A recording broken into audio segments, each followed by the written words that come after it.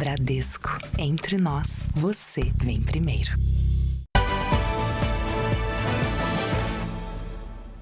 Olá, boa noite. Boa noite. Uma família de São Paulo perdeu mais de R$12 mil quando foi pagar uma compra de supermercado em uma maquininha de cartão que estava adulterada. Na hora do pagamento, é importante ficar atento a algumas dicas que a gente vai te passar agora para não se tornar vítima de golpe. A câmera de segurança do prédio registrou o momento em que o falso entregador chegou com as compras do supermercado.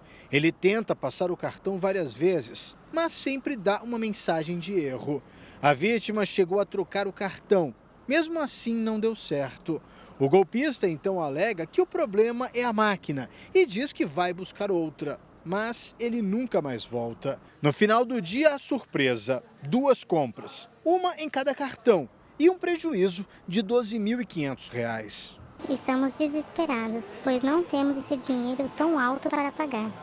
E as 2 faturas já vieram e não sabemos de onde tirar esse dinheiro. De acordo com a Federação Brasileira de Bancos, criminosos se passam por entregadores e utilizam máquinas modificadas para sequestrar a senha e os dados do cartão. Algumas quadrilhas agem ainda com máquinas que aparentam estar quebradas, sempre com mensagens de erro, para fazer a vítima passar várias vezes o cartão.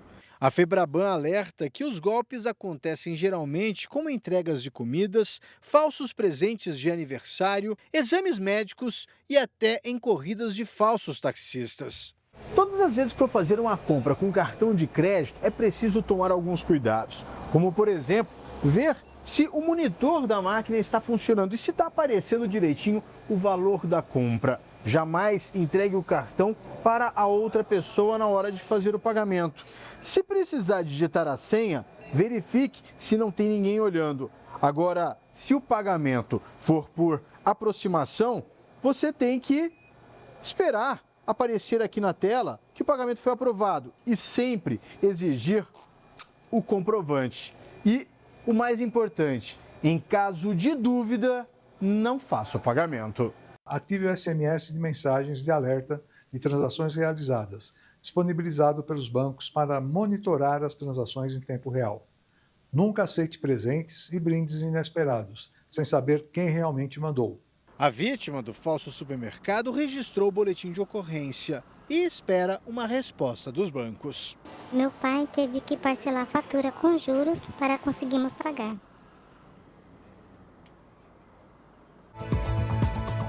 Corpo de pianista brasileiro morto pela ditadura argentina é identificado 50 anos depois. Presidente Donald Trump pressiona países da OTAN para interromper compra de petróleo da Rússia. Em Londres, mais de 100 mil pessoas vão às ruas para protestar contra a imigração ilegal.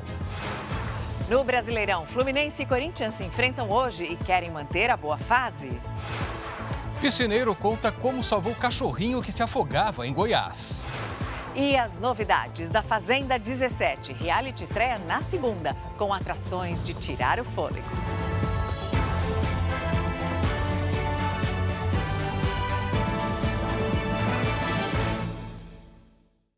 Oferecimento Bradesco Empresas e Negócios. Autoajude-se e abra sua conta PJ.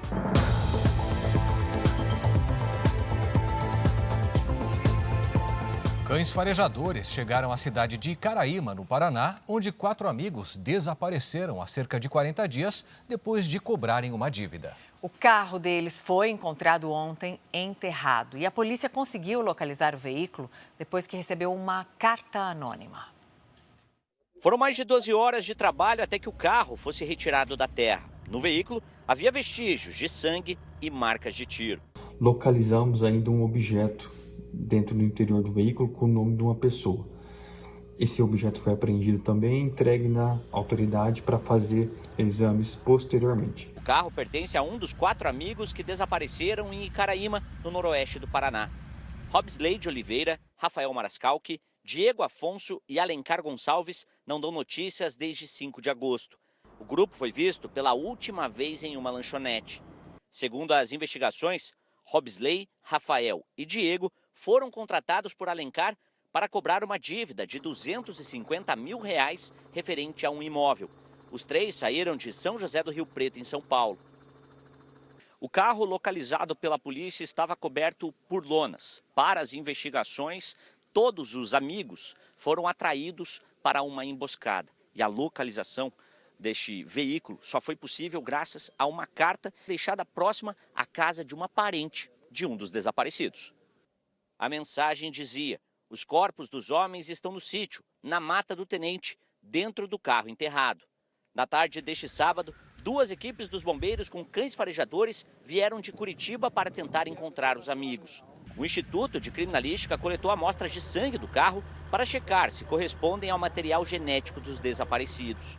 Os 2 homens que foram cobrados pelo grupo são considerados os principais suspeitos. Antônio Buscariolo e o filho dele, Paulo Ricardo, tiveram a prisão temporária decretada. Eles chegaram a prestar depoimento, mas fugiram dias depois. Novas imagens mostram um turista argentino saindo do hotel em que estava hospedado no Rio de Janeiro. Ele foi encontrado morto nesta semana e a principal suspeita é de que ele tenha sido vítima do golpe Boa Noite, Cinderela. Imagens do circuito de segurança de um prédio em Copacabana, na zona sul do Rio, registraram os últimos momentos de Alejandro Ainsworth, com vida. O corpo do turista de 54 anos foi encontrado na última segunda-feira dentro de um carro, na estrada da Grota Funda, na zona oeste da cidade. Segundo a polícia, não havia marcas de violência no corpo do turista argentino. Uma das hipóteses é de que ele tenha sido vítima do golpe conhecido como Boa Noite Cinderela. Novos exames serão feitos para determinar a causa exata da morte. De acordo com a imprensa argentina, movimentações bancárias foram realizadas na conta de Alejandro. $3.500 foram sacados e o empréstimo de 4 milhões de pesos, o equivalente a R$14 mil, foi solicitado. A Delegacia de Homicídios investiga o caso. No mês passado, 2 turistas ingleses foram dopados na Lapa, região central do Rio. Segundo a polícia, 3 mulheres ofereceram bebidas adulteradas na orla da praia de Ipanema. Um deles ficou desacordado na areia.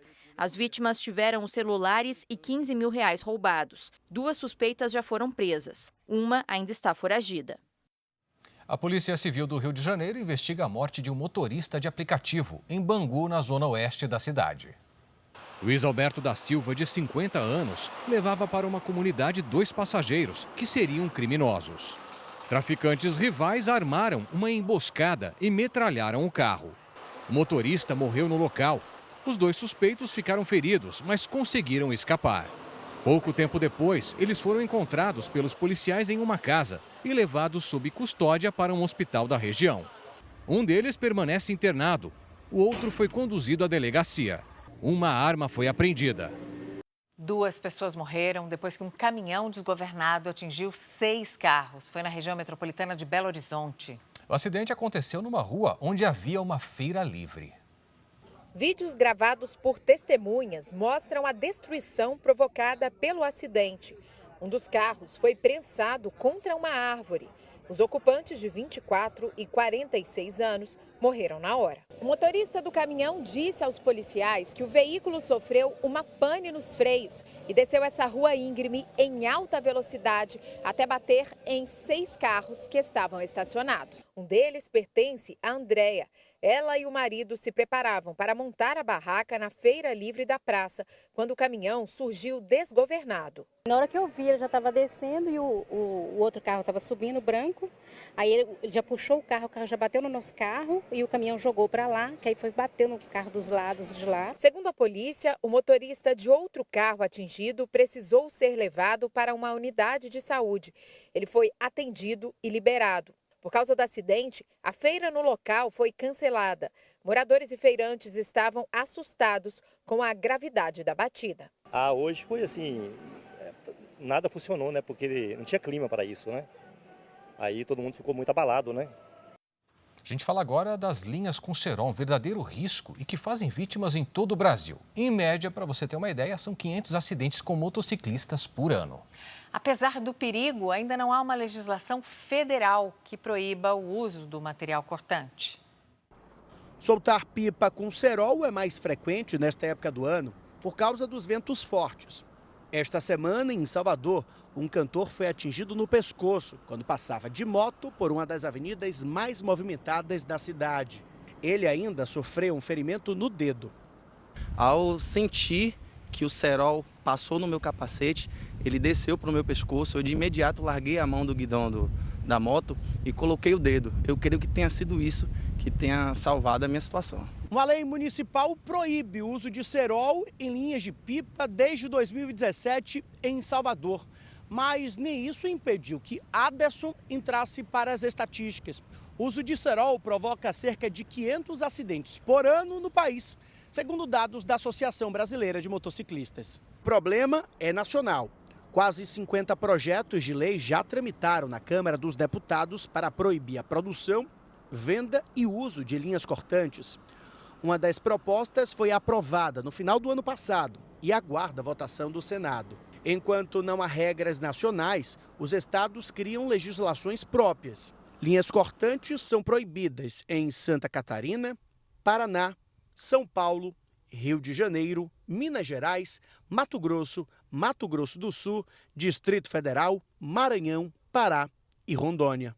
Agora, depois do ocorrido, o máximo que tiver de segurança, que a gente colocar de EPI, de equipamento de segurança, para não acontecer novamente, é o ideal, né? Nos destaques internacionais, a viúva de Charlie Kirk falou pela primeira vez depois do assassinato do ativista conservador. Mais de 500 mil pessoas acompanharam o pronunciamento ao vivo. Erika Kirk agradeceu às autoridades pela prisão do suspeito. Afirmou que o movimento conservador fundado pelo marido vai se tornar ainda mais forte e garantiu que o legado de Charlie não vai morrer. Charlie Kirk foi baleado durante um evento em uma universidade de Utah. Depois de 33 horas de operações de buscas, o suspeito identificado como Tyler Robinson, de 22 anos, se entregou à polícia.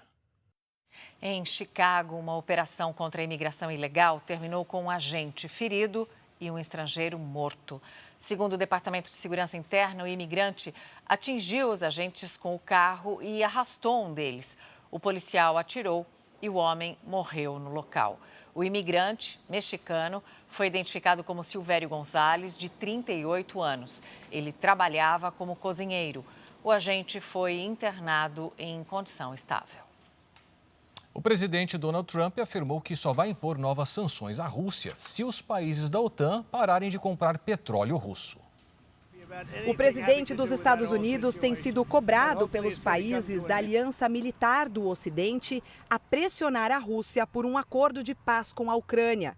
Trump respondeu que está pronto para impor grandes sanções à Rússia quando todas as nações da OTAN concordarem e começarem a fazer o mesmo e pararem de comprar petróleo da Rússia. O presidente americano acrescentou que a compra de petróleo russo enfraquece muito a posição de negociação e o poder de barganha. Trump também pediu que os países da OTAN aumentem de 50% para 100% as tarifas de importação sobre a China, para ajudar a pôr um fim à guerra na Ucrânia. A potência asiática é uma das maiores compradoras de petróleo russo. A China respondeu que não participa nem planeja guerras. A Rússia não se manifestou. Hoje, Moscou voltou a realizar exercícios militares com Belarus, país que faz fronteira com a Ucrânia e a Rússia. As manobras acontecem depois de drones russos invadirem, na última quarta-feira, o espaço aéreo da Polônia, que faz parte da OTAN. Os drones foram abatidos, mas destroços caíram sobre uma área residencial. O governo polonês declarou que reforçou a defesa e a segurança militar dos países aliados. Londres teve um sábado marcado por protestos. Mais de 100 mil pessoas participaram de uma marcha contra a imigração. E, ao mesmo tempo, cerca de 5 mil manifestantes fizeram um ato de apoio aos imigrantes. A polícia teve de agir para evitar confronto. No centro de Londres, nas ruas, bandeiras e cartazes exigindo medidas do governo contra a imigração. A multidão tomou a ponte de Westminster, um dos cartões postais da capital inglesa que dá acesso ao parlamento britânico. A marcha avançou até Whitehall, avenida onde fica a sede do governo britânico. O ato foi encabeçado pelo ativista Tommy Robson, conhecido por discursos contra imigrantes. Do outro lado, cerca de 5 mil manifestantes exibiam cartazes com frases como "refugiados são bem-vindos". Segundo a Polícia Metropolitana, agentes foram atacados ao tentar separar os grupos. Mais de 1.000 policiais, reforçados pela cavalaria, cercaram os manifestantes, mas alguns tentaram romper as barreiras e foram detidos. A maioria dos manifestantes já deixou a região, mas aqui, a poucos metros da sede do governo britânico, a polícia segue em alerta. Vários policiais continuam por aqui, formando um cordão de isolamento para separar os dois grupos e evitar novos confrontos. O sábado de protestos em Londres terminou com dezenas de feridos e pelo menos 9 prisões. De volta ao Brasil, com a baixa umidade do ar, o Centro de Gerenciamento de Emergências de São Paulo faz uma operação para monitorar áreas de queimadas em todo o estado. Um dos objetivos é agir rapidamente para conseguir resgatar os animais silvestres. Depois de controlar o incêndio, os bombeiros tiveram uma surpresa. O gatinho do mato estava debaixo do tronco queimado de uma árvore. Foi resgatado e alimentado. A tartaruga é outra sobrevivente de uma queimada. Neste ano, no estado de São Paulo, 17 animais foram resgatados de incêndios florestais. Este centro de reabilitação em Assis, no interior de São Paulo, recebe bichos resgatados. O biólogo explica que aves, animais rastejantes e aqueles com menor mobilidade são os mais atingidos. Esses animais que são mais lentos, eles sofrem mais porque mesmo às vezes eles observando que está vindo a queimada, né, eles acabam empreendendo fuga, mas a progressão da queimada é muito grande, né? O Centro de Gerenciamento de Emergências do Governo do Estado já registrou neste ano mais de 1.200 focos de incêndio em áreas de vegetação. Equipes da Defesa Civil estão em alerta 24 horas por dia. O período em que a baixa umidade aumenta a chance de queimadas começa em junho e vai até outubro. A situação em todo o estado é acompanhada aqui em tempo real e a cada foco de incêndio que surge, o trabalho é de coordenar as ações lá na linha de frente para evitar que o fogo se espalhe por áreas maiores. Modelos meteorológicos são usados para identificar regiões onde o risco é maior por causa das condições climáticas e assim mobilizar as equipes de combate ao fogo.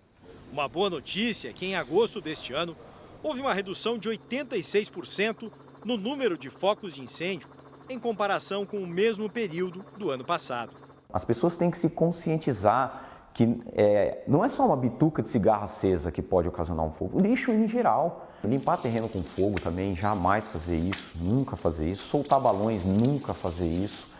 E neste momento, os bombeiros estão combatendo 10 focos de incêndio no interior de São Paulo.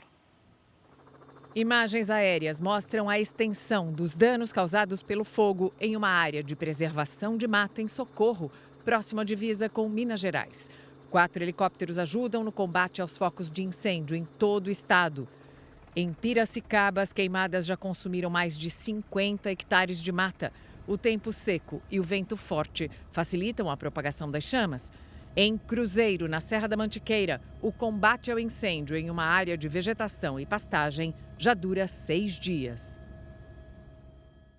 Sempre muito importante saber qual é a previsão do tempo. Vamos conversar com a Lidiane Sayuri e saber quais são os destaques desse domingo. Lidiane, boa noite.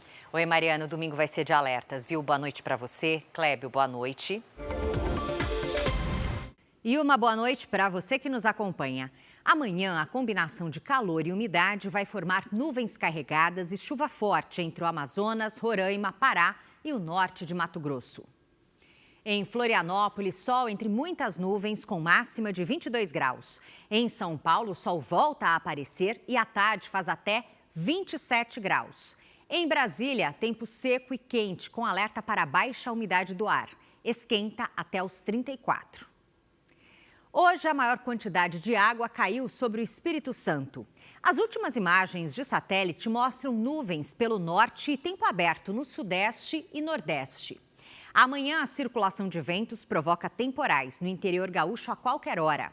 No leste e do nordeste, os ventos do mar trazem chuva moderada, do litoral da Bahia até Alagoas. E em grande parte do sudeste, centro-oeste e interior do nordeste, o ar seco deixa o tempo aberto, as temperaturas altas e a umidade baixa à tarde.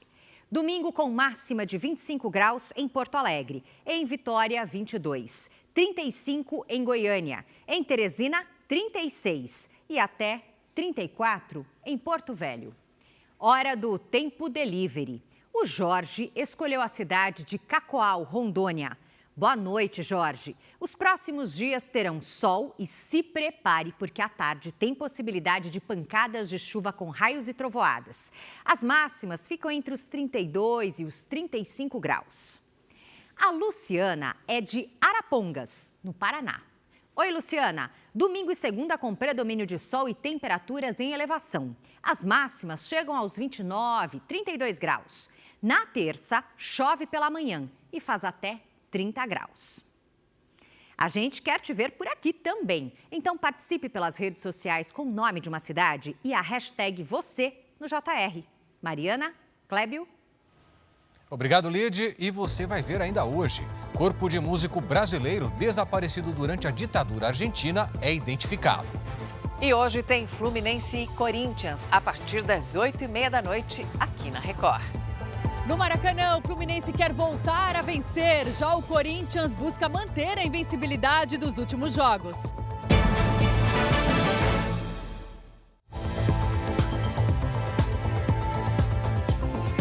O governo federal organizou hoje um mutirão da saúde que atendeu quase 30 mil pessoas em todo o país. Em Brasília, o presidente Lula defendeu a expansão do programa Mais Médicos.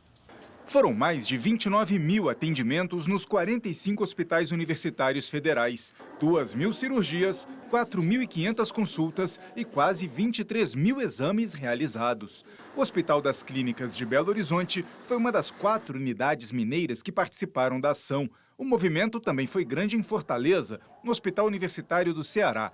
Em Manaus, foi alta a adesão de indígenas. Ercília, da etnia ticuna, esperava por uma colonoscopia há 7 anos. É a oportunidade que eu tive de realizar esse exame, que é muito raro, que não tem no interior do Amazonas, tem apenas aqui na capital do estado. O Ministério da Saúde marcou mais um mutirão para dezembro. Na última vez foram cerca de 12 mil procedimentos, agora já começamos com mais de 29 mil, a expectativa que possa ultrapassar isso.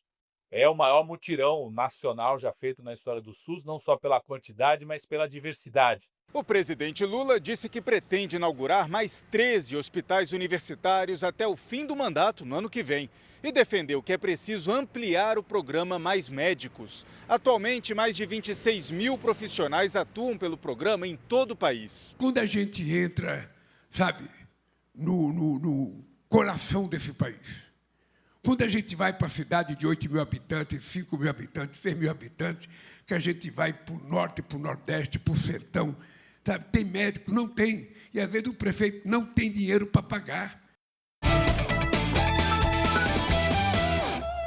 Daqui a pouco tem futebol aqui na Record. Fluminense e Corinthians se enfrentam pelo Brasileirão e nossa equipe já está preparada no estádio. Vamos até o Maracanã para falar com a Paloma Totti, que traz as informações do palco desse jogaço. Paloma, boa noite.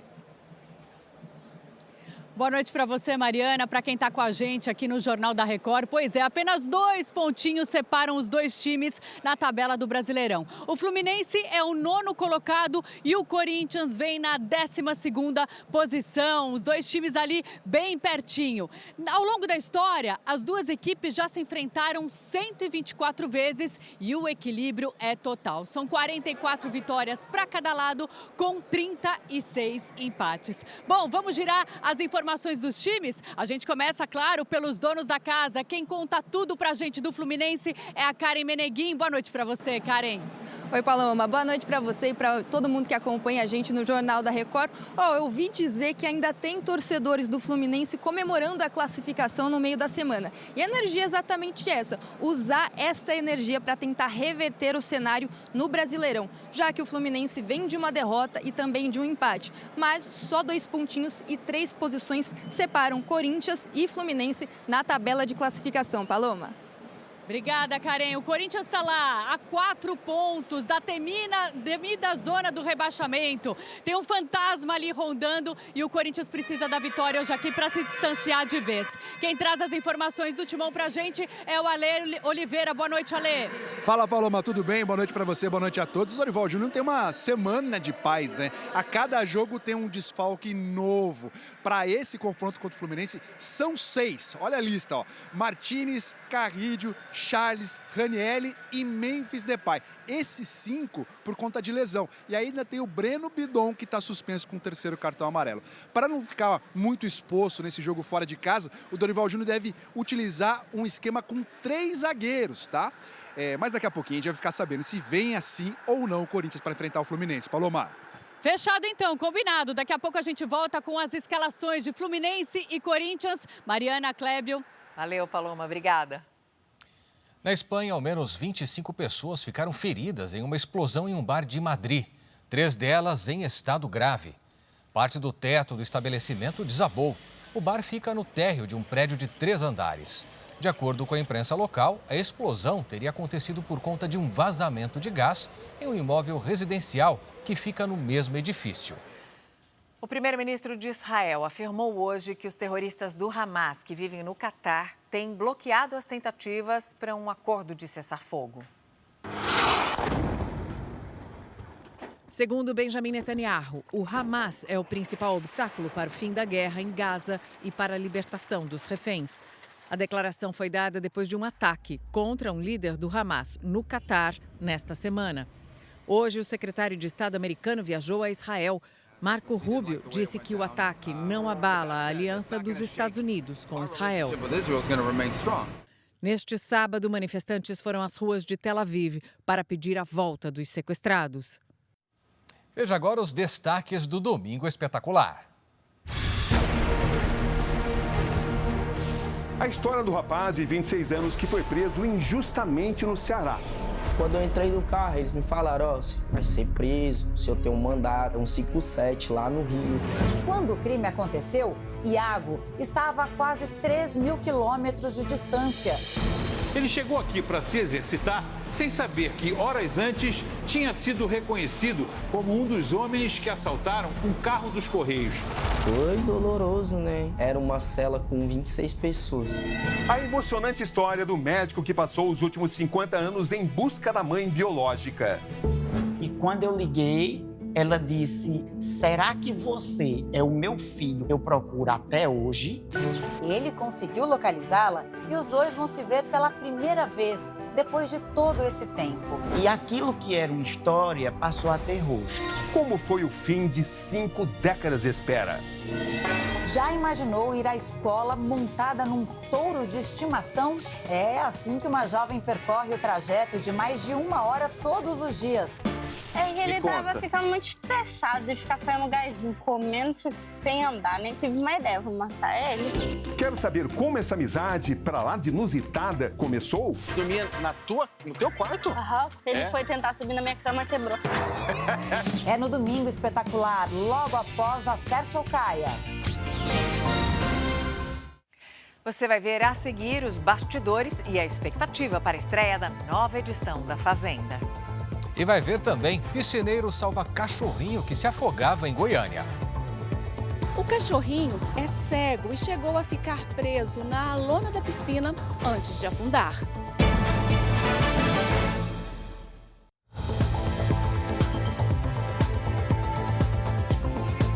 O corpo de um músico brasileiro morto durante a ditadura na Argentina foi identificado depois de 50 anos. Tenório Júnior havia sido enterrado sem identificação. O corpo de Francisco Tenório Cerqueira Júnior foi identificado a partir das impressões digitais que estavam catalogadas em 2 órgãos dedicados a encontrar pessoas desaparecidas na ditadura militar argentina. Na noite de 18 de março de 1976, Tenorinho, como era conhecido no meio musical, sumiu depois de um show aqui na capital argentina. Ele e a banda voltaram para este hotel no centro de Buenos Aires. Segundo os outros músicos, horas depois, Tenorinho saiu mais uma vez para comprar cigarros e nunca mais voltou. Ele estava em turnê pelo Uruguai e pela Argentina, com a banda de Vinícius de Moraes e Toquinho. Na fachada do hotel, uma placa homenageia o pianista. Aqui se hospedou o brilhante músico brasileiro de Toquinho e Vinícius. O assassinato aconteceu a menos de uma semana do golpe de Estado que derrubou Isabelita Perón e deu início à ditadura militar na Argentina. O pianista brasileiro não tinha ligação com ativistas políticos do país, mas, segundo os investigadores, pode ter sido confundido com outra pessoa. A família de Tenório ainda não se pronunciou.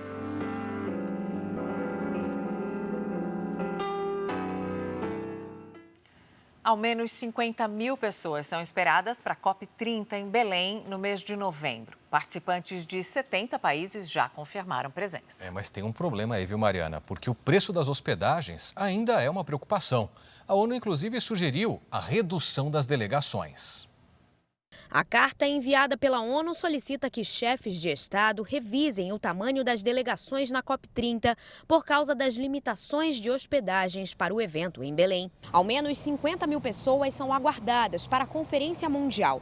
Mais de 70 países já confirmaram presença. Mas o preço das hospedagens oferecidas ainda tem sido motivo de preocupação e reclamação. O Procon do Pará realizou fiscalizações em hotéis para impedir tarifas abusivas. A empresa pode se apresentar a documentação solicitada ou se adequar e o Procon retorna para verificar se cumpriu. Caso não cumpra, no ato do retorno, pode ser autuado, feito um auto de infração.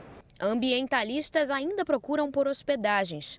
Rashita Gupta, coordenadora de uma organização indiana, afirma que não gostaria de ficar em alojamentos do tipo coletivo, propostos pela COP30.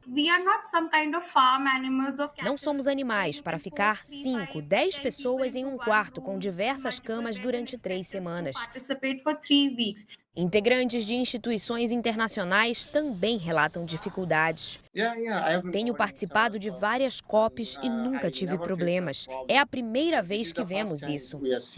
Em nota, a Secretaria Extraordinária para a COP30 afirma que a acomodação para o evento oferece múltiplas soluções para uma conferência ampla e inclusiva e que a plataforma oficial disponibiliza mais de 5 mil quartos com diárias entre $100 e $600, ou seja, entre R$530 e R$3.200. Sobre a recomendação da ONU para reduzir as comitivas, o governo federal sugeriu uma revisão no teto das diárias, hoje em R$800, para valores compatíveis com cidades como Rio de Janeiro e São Paulo, que têm diárias de mais de R$1.200. Vamos então voltar ao Maracanã com a Paloma Totti, porque daqui a pouco vai começar Fluminense e Corinthians. Oi, Paloma, os times já estão escalados? Oi, Clébio, boa noite agora para você, né? Já estão aqui no aquecimento também, tudo pronto, já estão escalados. Não é aquela formação considerada ideal, mas já sim. Vamos saber como eles vêm para esse jogo, começando pelo Fluminense com a Karen Meneguin. Karen, como chega o Fluminense? Renato Gaúcho fez questão de exaltar todo o seu elenco, mas disse que o fator determinante para escolher exatamente essa formação inicial foi o desgaste físico. Quem estava melhor fisicamente? Ele só repete o Fábio, goleiro. De resto, ele troca todo mundo. Agora no Jornal da Record você acompanha a escalação de Renato Gaúcho com a gente. Fábio no gol, Júlio Fidelis, Ignácio, Igor Rabelo, Gabriel Fuentes, Otávio, Facundo Bernal, Lima, Paulo Henrique Ganso, que estava com pouca minutagem sob o comando de Renato Gaúcho, Santi Moreno e Germán Cano, artilheiro do Fluminense nesta temporada com 10 gols. Paloma.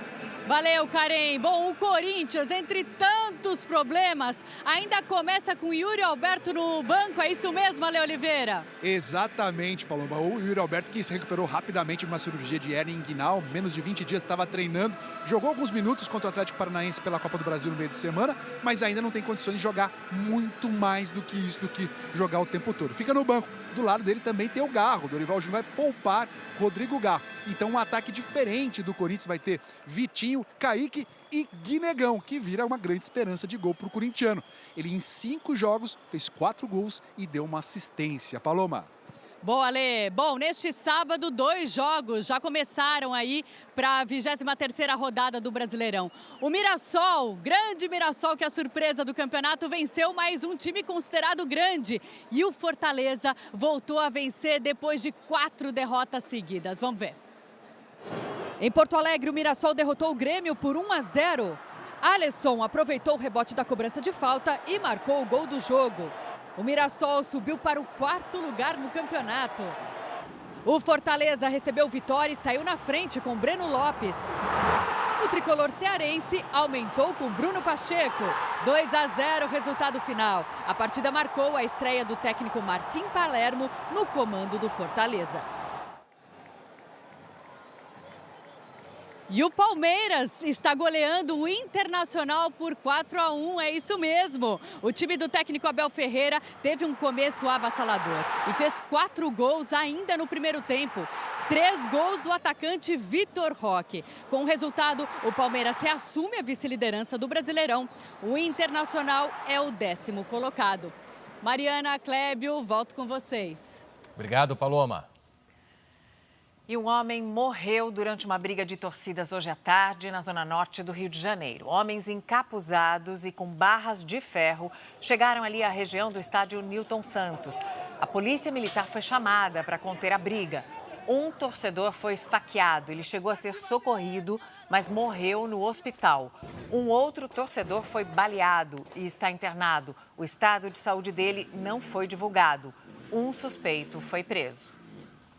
E olha só essa história agora. Um piscineiro salvou a vida de um cachorrinho de estimação de uma família em Goiânia. O animalzinho, que é cego, tinha caído na piscina e estava se afogando. As imagens mostram quando o piscineiro puxa a lona, tira os objetos do bolso e pula na água. O cachorrinho já está submerso há cerca de 1 minuto. O animal é retirado e o homem começa a fazer uma massagem cardíaca. Foi preciso insistir até que o cão reagisse. Esse dia, ele não foi me receber no portão. Eu falei, tem alguma coisa errada, o choquito não está aqui. Aí eu vim correndo, fechei o portão da lateral. Quando eu estava aproximando da piscina, eu escutei uma borbulha da água. Falei, o choquito dentro da piscina. Agora, o choquito recebe carinho até da outra mascote da casa. O cachorro foi levado para o veterinário e está bem. Danilo tinha ido buscar a filha na escola quando tudo aconteceu. Ele se emociona só de pensar que poderia ter acontecido pior.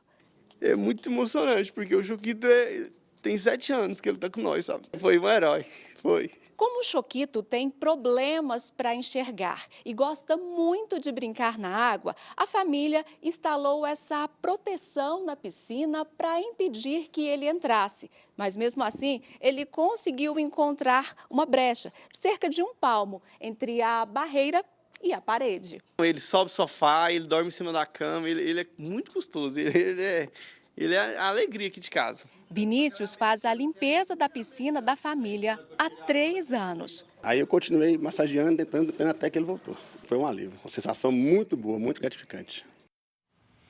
Subiu para 51 o número de mortos nos confrontos durante os protestos no Nepal, com mais de 1.300 pessoas feridas. O parlamento do Nepal foi dissolvido, novas eleições foram convocadas para março do ano que vem. A presidente interina visitou hoje manifestantes feridos. Há 10 dias começou uma onda de violência no Nepal depois que o governo bloqueou todas as redes sociais.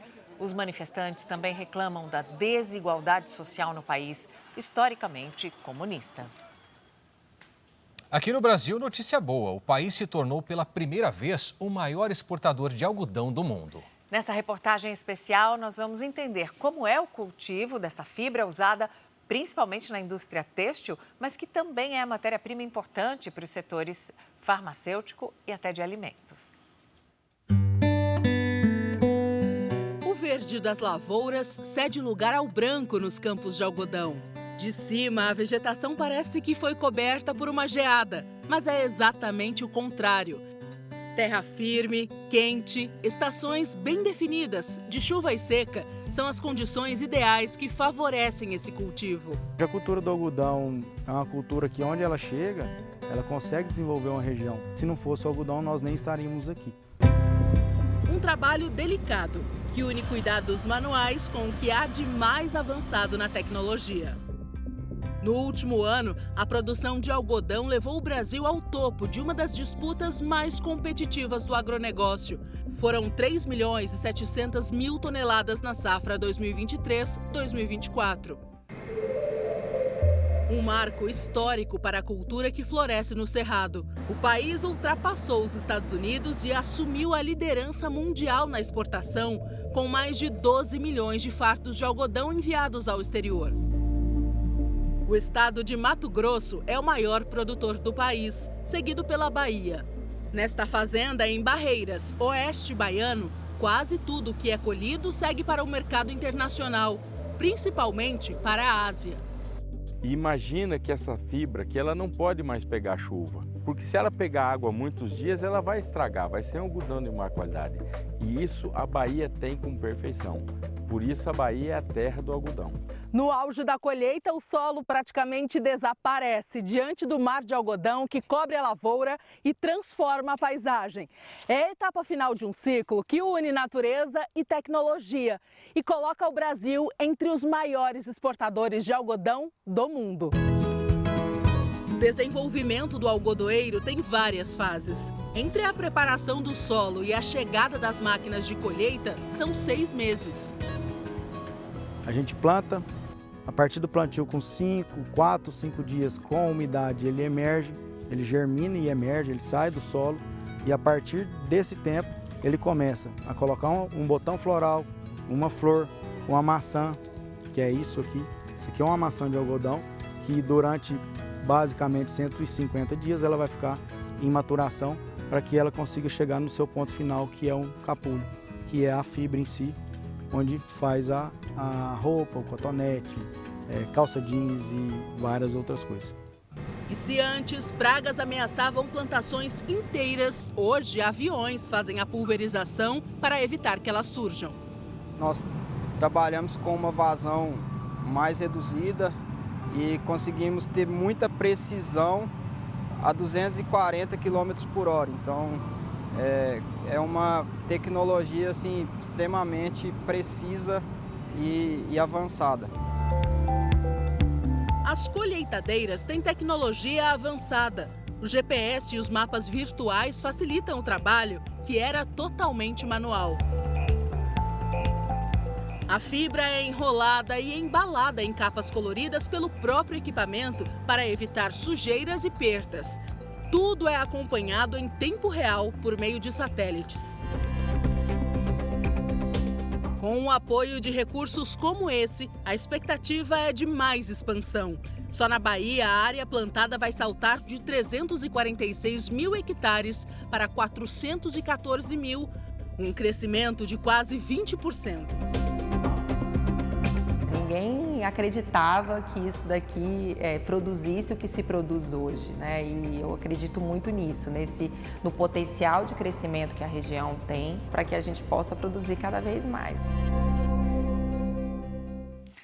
Segunda-feira, dia de estreia da nova temporada de A Fazenda, às 10h30 da noite, aqui na Record. Agora eu tenho certeza que você, Mariana, está muito curiosa para saber o nome dos 26 participantes. Não vazou nenhum nome. Agora não. Agora não dá para saber, é segredo absoluto.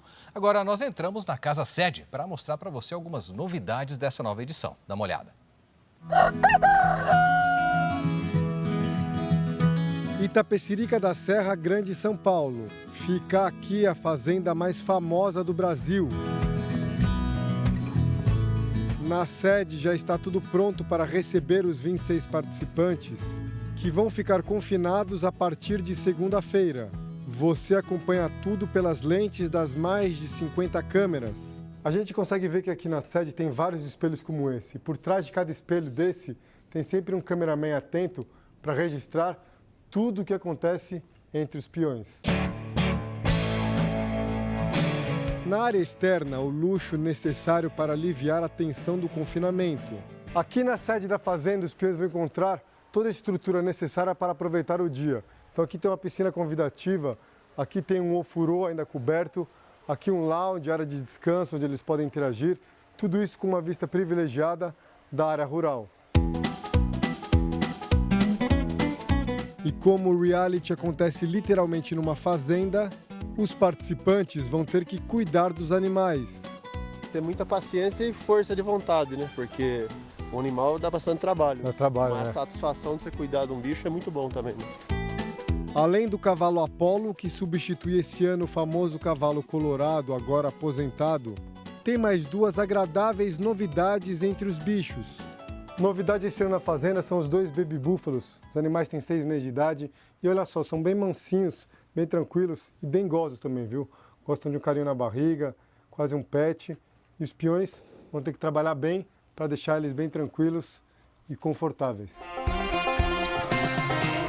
Márcia Fu participou da Fazenda 15 em 2023 e já adianta como vai ser a dinâmica dos peões aqui dentro.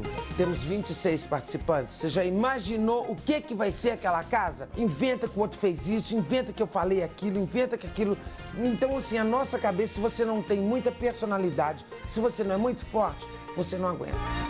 A ansiedade pelo anúncio dos nomes dos participantes é grande. Por enquanto, sigilo total. Mas logo a Fazenda 17 vai pegar fogo, com fofocas, romances e brigas. E claro, todos jogando em busca dos 2 milhões de reais em prêmios. Sacha Bali, campeão da última edição, conta o que é preciso fazer para ser o queridinho do público. Aqui é um jogo o tempo inteiro. Você não para de jogar. Entendendo, né, o que está acontecendo, tendo um olhar muito de fora, né, como é que essa história está sendo contada e tentar manter o respeito pelas pessoas, tentar tratar as pessoas como eu gostaria de ser tratado. Essas foram as notícias de hoje, mas você pode assistir a edição completa ou ouvir a nossa versão em podcast no Record Plus e em todas as nossas plataformas digitais. Não se esqueça que a programação da Record está ao vivo e de graça no Record Plus. Agora você fica com futebol na Record, tem Fluminense e Corinthians. E na sequência tem Super Tela com o filme Rogue. Não perca. Uma boa noite. Boa noite, bom domingo para você.